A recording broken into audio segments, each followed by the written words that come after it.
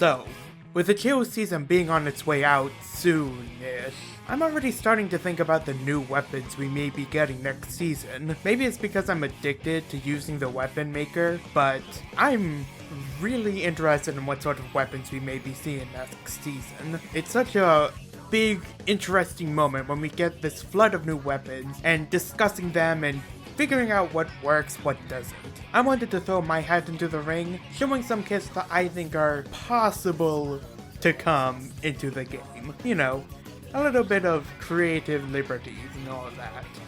So for the chill season, we got 12 new weapon kits, with 3 new brand new weapons and 9 new kits of other weapons. Now interestingly, these 9 new kits didn't include any of the new weapons added before the other 3 new weapons. The 3 new weapons being completely original weapons means I can't exactly make kits for new weapons that don't exactly exist yet, and making a video about what new potential weapon types is another thing entirely. So I'm not really gonna predict what new weapon there might be, but instead, I'll make 3 kits for the other weapons that were introduced in Splatoon 3. So that's like the big Swig, the Tri-Stringer, the other Stringer, the new Splatana, the Splatana Wiper, the Splatana Stantler. So I'm gonna have 3 of those, and then 9 other new kits for different weapons. There isn't really any rules to this, but I tried to make these kits sort of fill out the roster of the sort of things we should probably already have seen in the game. Hitting on weapons that I feel like don't have good kits already, have weak kits, fill in niches that aren't really filled yet. Just that sort of stuff in general.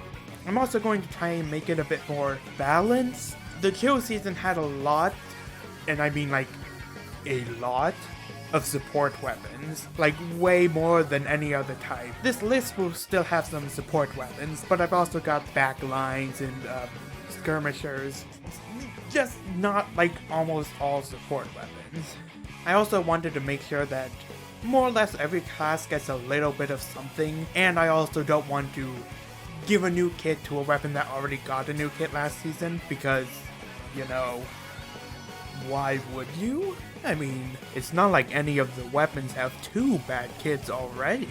I also wanted realistic new kits, stuff that I could actually see Nintendo adding, and adding this update.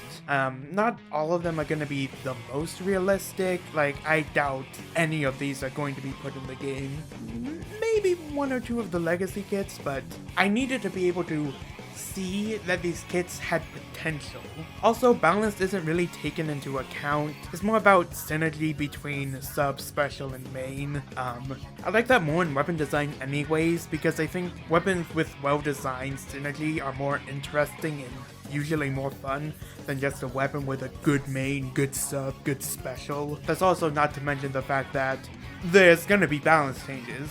So like anything I give Crab Tank to will probably be nerfed. I didn't want to make a weapon where it was just, well, this got crab, so now it's good. I didn't want to make that. Also, I gave some of these brands. They don't actually matter, they're more there for fun, but you know, some of these are based on legacy brands and other are just completely random. Starting with the first weapon kit, Crack on Splat Roller with Squid Beacon and Crab Tank. Yeah, this is a pretty simple legacy kit, one that takes a very supportive look on the Splat Roller. It's a staple kit, it's an iconic kit, it is almost definitely going to be added next update. I'm honestly surprised they didn't add it last update. The Splat Roller plus Beacon, almost completely guaranteed, and it works surprisingly well, since, well, Squid Beacon obviously doesn't cover for the pretty big weaknesses of the Splat Roller. The Squid Beacon also isn't really hurting it, and for a weapon that can sometimes struggle with subs, like if it isn't a movement-based sub, the Splat Roller isn't usually using good. Like the Splat Roller is one of those weapons that uses its sub less than other weapons, especially if it's not a movement sub. So I think giving it Squid Beacon is usually fine. It's worked out plenty well before. Squid Beacons are used before you enter the battle. You enter the battle, give up your sub to be a support in a way not a lot of other weapons can be with Squid Beacon. Also, like, there's only 2 weapons in the game with Squid Beacon, and they are both pretty bad. So, yeah, I really want to use Squid Beacon. Oh, and of course, Crab Tank. You know, it's really good in any situation. It deals with the roller's weakness of not having a lot of range. Also kind of deals with the weakness of like paint control, because Crab can sort of paint, but not really all that well. It's just a good thing to use when the roller isn't being used elsewhere. Now admittedly, one of the bigger weaknesses is that Crab Tank is usually best used a little bit behind your team, or like in high areas, which rollers aren't exactly always taking advantage of, but I think it will be fine. Like, Crab Tank will be nerfed, but I think the core design of it will still be quite strong, and I think the roller can take good advantage of it, even if it's not like the best synergy possible. The Tenta Undercover Umbrella. So I made an entire video about the Undercover Umbrella and why the vanilla kit is bad. So, yeah. It is. The current kit is bad, it just doesn't make sense design-wise. It misses the entire point of what is good about the Undercover Umbrella and what doesn't work. AKA, the Undercover Umbrella has bad damage, but kind of decent survivability and surprisingly good paint. So for this kit, it's just the legacy kit again, of the Tenta Undercover from Splatoon 2. The torpedo is really good. I talk about it in the video I made. I basically spent like a third of the video explaining why Tenta Undercover would be a fun kit.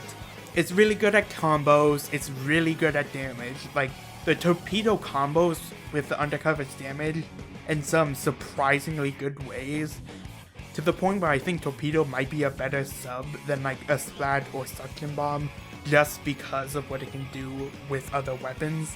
Torpedo also paints well, and it can be really good at getting assists, which of course help it refill the shield, which is like the only good gimmick the weapon has, so, you know.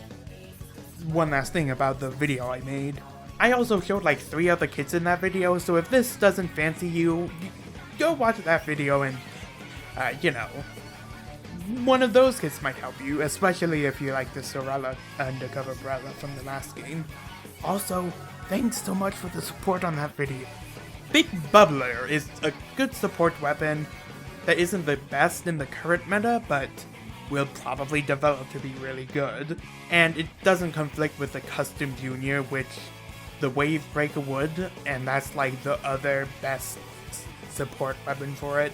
The Inkback maybe, Tenta Missiles, oh god no, but it could work. But I think Big Bubbler is not only a part of the Legacy kit, I think like it's another shield to add on top of your shield.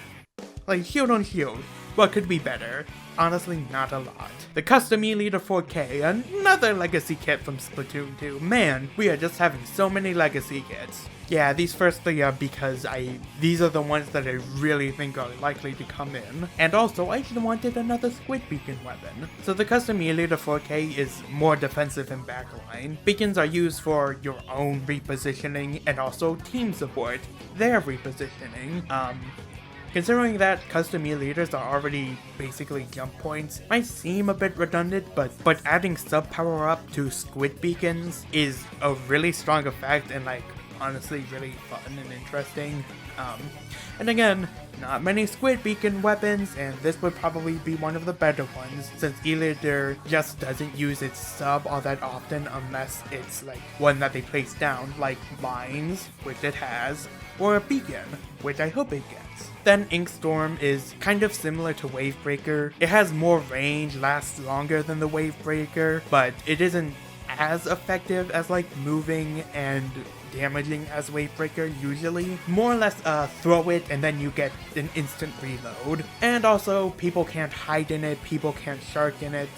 So it works well with the custom E-Leader 4K, and considering that there really aren't a lot of Inkstorm weapons that have like... Inkstorm is currently the most underused special in my opinion. Even if it's not the worst, I genuinely don't remember which weapons have it. I think it's the Nautilus and Explosher? I think, maybe Bloblobber?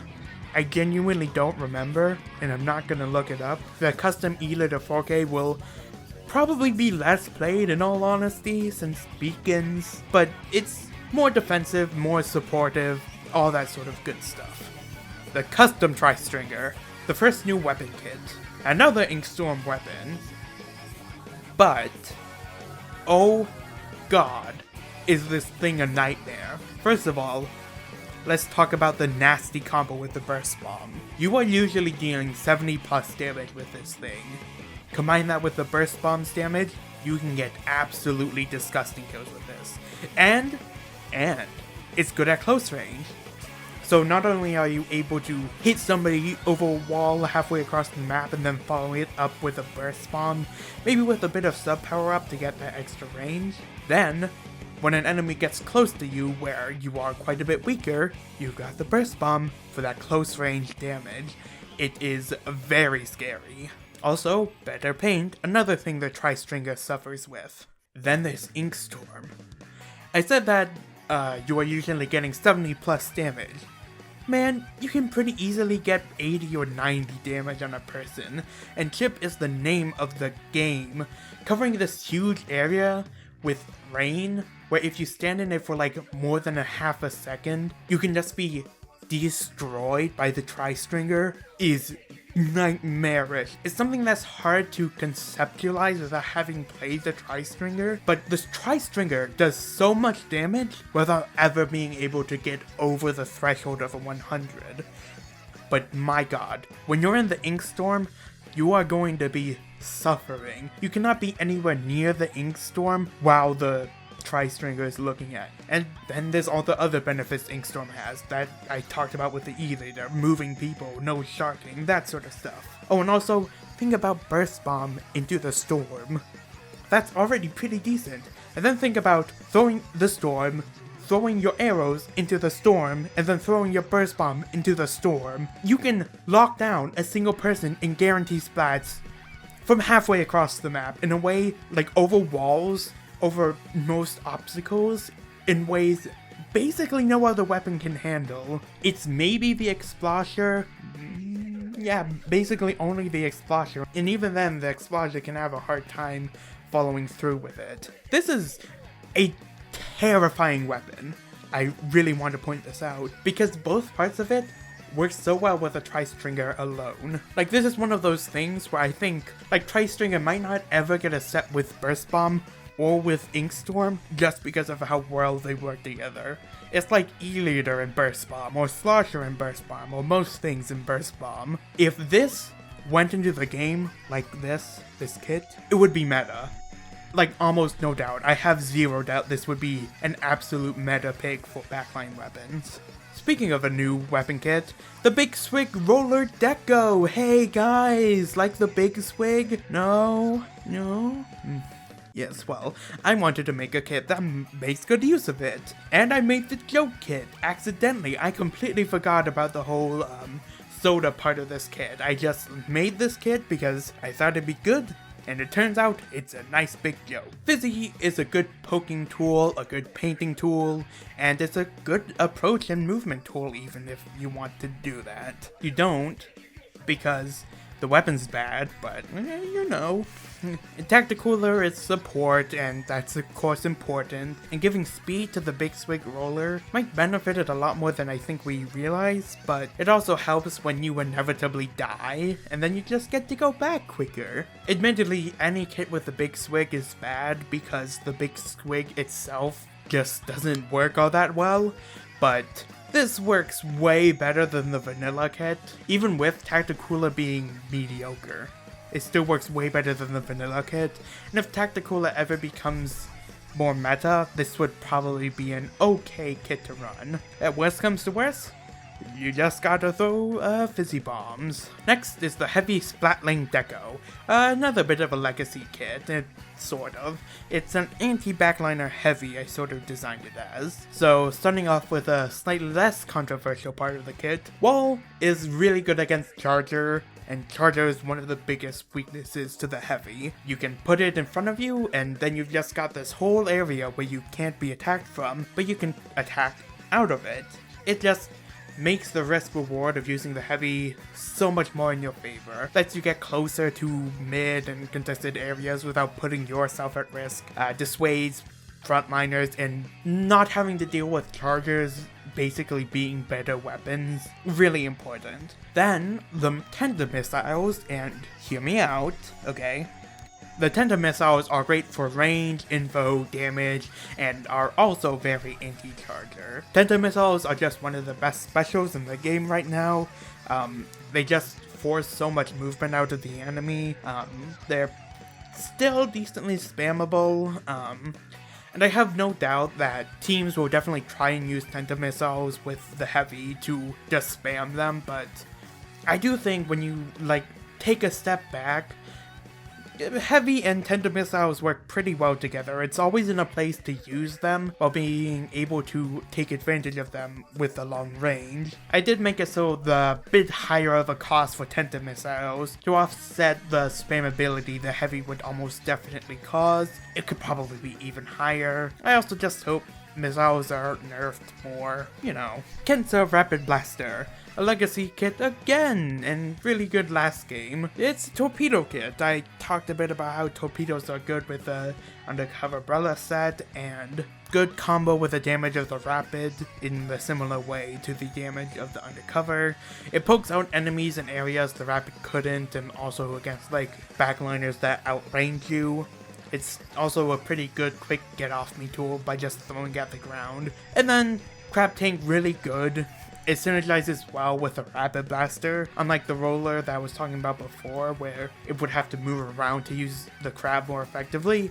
The Rapid Blaster is usually in a place where Crab Tank would be decent and can move to places where it would be good pretty easily. So, it's kind of like the main weapon itself, but with a turret mode. You got the lob shots that are good for hitting behind walls, and then you've got the Hydra. So yeah, even assuming Crab gets nerfed, still probably gonna be a good weapon.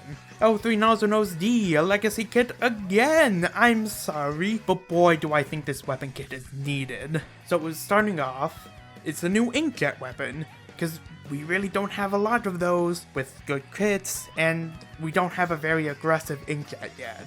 So it's a very aggressive inkjet, very close range, very fighty, very painy. Inkjet has a high skill ceiling, the L3 has a pretty high skill floor.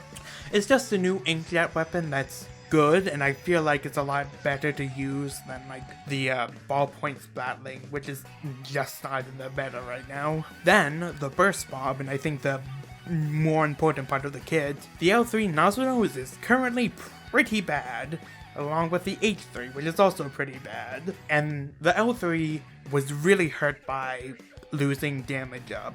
So being able to hit 3 shots and then throw a burst bomb, that will just make it so much easier. It makes the kill time so much faster, you don't need to use 2 trigger pulls. It can really just bridge some damage gaps that L3 couldn't before, and it's just easier to use, better mobility, all the good things about Burst Bomb, but put on a weapon that really needs a good kit. With both of the semi-automatics not being very good, I feel like this is important. It's also a bit more of a fighty kit, skirmisher kit. That's pretty nice. Especially since so far we haven't had many frontline-ish kits in my list. The Inkline Splatana Wiper, the final kit for the new weapons. It's a better kit for Splatana Wiper. Fizzy Bomb is great poke, great paint, and most importantly here, really good movement, getting you right up into the battle with that nice line of ink. Fizzy Bomb strengthens the mid-range that the Splatana Wiper is already kind of good at, but it adds the movement that the Splatana Wiper really needs to work as this super aggro, super aggressive, get as many kills as possible, weapon that it's starting to seem like it is. And the Trizuka is a pretty obvious pick for this sort of thing. It's basically, I just like backliners. I wish to not have to deal with weapons that outrange me, which is surprisingly few weapons, but still, just giving it better range, better damage. It's a very safe pick for the weapon and covers pretty few weaknesses of the Splatana charger pretty well. And this kit I think would be quite good, especially when we compare it to the other kit that has Ultra Stab, which just is a very underwhelming special. I think Traizuka outmatches it single-handedly, and then Fizzy Bomb also outmatches the Torpedo single-handedly. The Camo Tenta Brella, a kit I designed to be a bit more usable than the other kit. Because let's be real, the other kit is pretty weird and not that great. It takes more space in mid. It definitely is more support focused, but still has the potential for a lot of the frontlining that Tenta Brellas are known for. Mine's might be a bit controversial, but I feel like Tenta Brella doesn't really play around subs all that much, so giving it something it can lay down and use to support the team is not a bad idea. You can put them down before or after you use the shield, which can be surprisingly good at adding a little bit of damage and also tracking. I think it's better than you think, and that's not to mention the fact that mines can also cross the variable damage that the Tenta Brella has. And then Killer Whale is also good at crossing those variable damage gaps. Good to deter enemies, good at doing a push, especially when you're pushing with your Brella. And the thing about this kit is that I wanted both parts of this kit to really be able to function while the Brella is doing other things. Like, the problem with Inkvac, especially with Tenta Brella, is that usually shooting is just a better option than turning into the Inkvac. You're just wasting so much time and space, and it's usually not worth it. So I wanted it to be where you are pushing with the shield, and then you use your special, but also shooting with your weapon and using your shield. And then, oh look, you got mines that you place down. You got mines that you place down beforehand that the enemies are running into. You're just splatting everybody. It's something like that. A lot more active and thoughtful than the more linear way that the vanilla Tenta Brella works. The .96 Gal Deco, a fairly standard kit. It's not really legacy, but it's, you know, a support weapon. Suction Bomb for good control and offense. Suction Bomb is a really good sub, and it works well with the Gal. Like, the ink efficiency is definitely an issue, but other than that, the Suction Bomb just controls area outside or in the range of the Gal so well that it just pairs quite well. If there's any weapon to have Suction Bomb, I definitely think 96 would be one of the better weapons. And then there's also the object damage and, you know, all of that. It works very well. As Suction Bomb, really good bomb. Suction Bomb holds down an area, it controls areas, it can be set up for traps even if that's a bit awkward. It does a lot of things, and I think the Gal can play off those things better than some other weapons. Wave Breaker is just a really good displacement special, a really good support special in general. Wave Breaker is of course a really good displacement special. Forcing your opponent to jump, it limits their movements, it makes them more predictable, makes them more visible even, and that's of course without even mentioning if it hits. Because if the Wave Breaker hits, the 96 Gal Deco has 62 damage. Wavebreaker has 45. Get hit by it once, you only need one shot to land. Scary. You can hit somebody with a weapon and then the Wavebreaker finishes them off, or more likely, Wavebreaker hits them, you finish them off in one hit.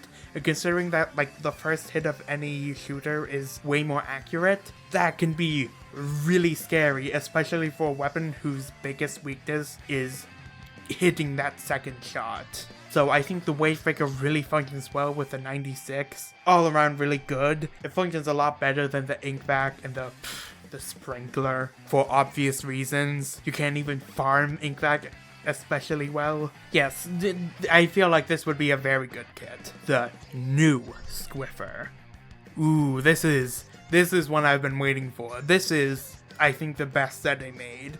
It, at first, might seem a bit jokey. Like, let's obviously take a look at why Squiffer and Zipcaster is surprisingly interesting. You see, the problem with Zipcaster ideas is that you get one charge, miss it, you wasted your special. That just isn't how you make good use of your special. So, throwing yourself into the backlines to get one snipe that if you miss, you basically wasted a special, and if you get shot out of the air, you wasted your special. If people just avoid you, you wasted your special. Not very good.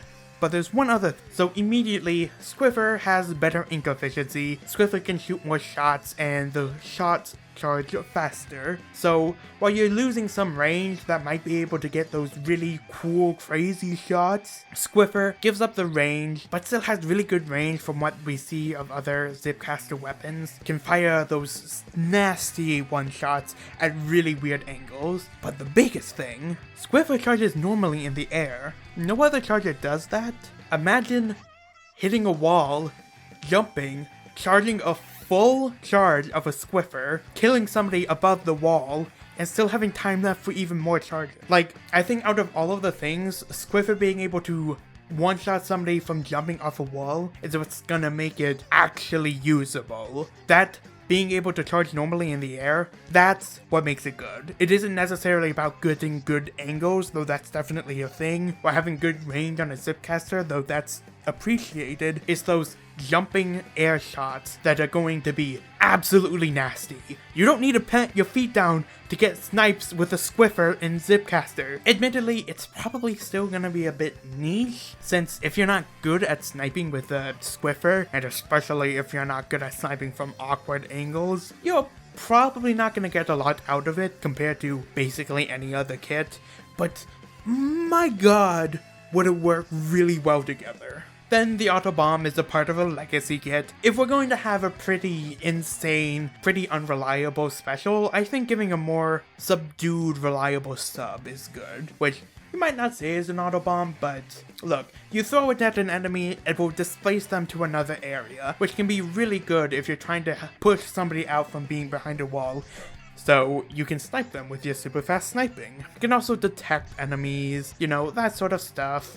Autobomb just pairs well enough and is already a part of a legacy kit that I think it will be the most likely thing to fit with a Zipcaster Squiffer. Really, the thing that makes this kit so special is that Zipcaster with Squiffer. I would really love to see this in a game. This would be like, out of all the kits I've listed so far, because it would be fun, it would be nasty, it would be scary, it would be so interesting to see what could be done with it. So that's all the kits, except bonus kit.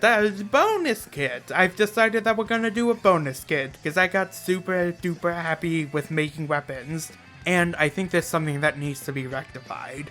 So the clear Dapple Doolies, the first third kit, cause God, we need one. The other two kits are just so bad. The vanilla kit is a fun niche idea slapped onto a weapon that just doesn't work well with it. If the vanilla Dapple Doolies kit was on like a junior or an NZAP, it would be considered interesting and fun if probably not very strong. But on such a tiny short range yet splat focused dually, no, it doesn't really work. It just doesn't really work. Then the other kit has Reef Slider, which is quite bad, but even if it didn't, it just has so much overlap with the Tetra Dualies, because it has that sub that detects enemies, and then it has the Reef Slider. Like, even if Reef Slider was good, it's basically just a weirder, worse Tetra Dualies kit. The Dapple Doolies have two very niche at best, if not completely useless kits. Let's give it a good kit. A safe, reliable kit. Splat Bomb is an all-rounder. It's great. It's fine. It does what a bomb does. It flushes out an area. You can put it down when you're about to die. It pokes areas that the Dapple Doolies obviously couldn't because of their range. So it just covers many of the weaknesses of the Dapple Doolies, while being powerful in its own right. Then the Booyah Bomb. We all know what the Booyah Bomb is good at. It's good at keeping you alive. It's good at displacement. It's good at killing in certain situations. Also pretty good to farm for if you're really looking for the Dapples to do that, where they might not have like pain advantage. The thing comes together for a far more well-rounded kit, which the Dapples need so much, because wow, the other two kits are not good. I'm not even sure this would be that great of a kit, since I think Dapple Doolies are just a bit mid in general, but man, they really deserve a lot better. And if there was any weapon that I think deserves the first third kit, it would be Dabble Doolies. Then I guess after that it would be the Junior and the Splatashot, because of course they're gonna get their third kit soon. If next season has a third kit on Splatashot or Junior, I'm going to be very upset. So, what did you guys think about these weapons? I think I did a pretty decent job of maintaining new, somewhat interesting kits for Splatoon 3, while also being realistic for Nintendo to add, which was sort of the big thing I wanted. Less of, wow, look at these crazy kits, and more like, wow, look at these kits they could probably add. It's definitely missing some specials, some subs, especially Angle Marker. There are definitely still a few weapon kits and weapons in general not having a second kit that I still think sucks. Like 52 Gal and Zap, those could probably use a second kit. Tri-Slosher, that could also probably use a second kit. But I feel like for the weapons I wanted to hit on, I think I gave them all pretty good new kits. If these were added to the game, I think the game would feel a lot more well-rounded than it is at the moment. With these, I don't think there's gonna be ever a weapon that completely doesn't have anything to use, which is an issue I think some of these weapons or even weapon classes kind of have an issue with right now. I definitely am expecting the Crack-On Roller and probably the custom E-Leader kit to come this season or maybe the next. I'm very expectant of that. I think the Heavy Splatling deco will probably maybe also come, especially if E-Leader doesn't. The kits I most want to be included are definitely the Undercover kit and the new Squiffer kit, because I think the Undercover kit is, if you've seen the video, something I would really love, and that Squiffer kit, I'm telling you, is genius. I will not be told anything else about that. Yeah, but I would like to hear what your favorite kit was, what your least favorite kit was. It's almost definitely the Heavy. And any other sort of kits ideas that you might have, especially for weapons I didn't give a kit to. There's obviously a near infinite amount of different kit combinations that could be made. This is just a bit of a taste tester for what we might expect in the future. And by the way, if any of these actually come into the game, in any of, like, even close to what I have here, I am a god, I am a psychic, I predicted all of this, I know everything. You cannot tell me otherwise, just saying. And hey, if you liked the video, consider liking and subscribing. You know, just cuz. So, I've been DrFish. Seriously, Nintendo, make that Squiffer idea happen. It is such a good idea, and